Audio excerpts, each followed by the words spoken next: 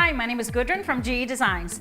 In this video, I'm going to introduce you to a classic quilt block and show you how easily it can be stripologized. This block is called Old Maid's Puzzle.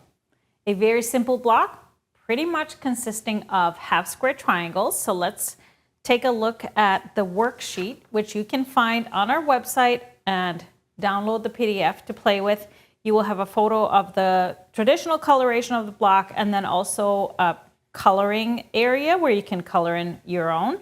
So let's break this one down so you will see right away that it has two large half square triangles, and then we have smaller half square triangles, 4 of them, and then we just have squares paired up with that. So it's a classic 4 patch, and on the worksheet we have 3 different sizes. The sizes list the finished units, finished sizes, and stripologizing techniques all come from our Master Your Stripology rulers. So we start with the half square, smaller half square triangles. We are making 2 at a time according to the chart on page number 9. So when you are working with half square triangles 2 at a time, you cut them an inch larger than the finished size.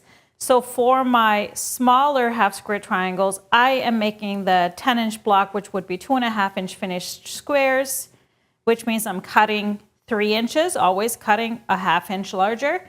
And we are just going to cut these apart diagonally, pair them up with the background fabric, same size, cut diagonally as well, and create the half square triangles and trim them.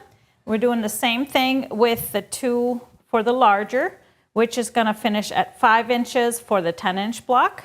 So same thing, and then of course you will need 4 squares for this background squares coming down the center. Again, finishing at 2.5, so that means that you need to cut them at 3 inches. So this block is an asymmetrical block, so it can actually be turned many different ways to create secondary patterns.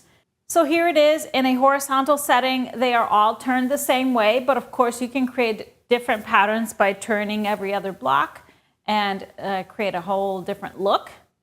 And then here you can see it in an on-point setting where it really changes the feel of the quilt, where all of those half square triangles now create some kind of a butterfly effect and a large star you can see kind of created by that gold pattern. So this is the classic Old Maid's Puzzle, first published in 1934.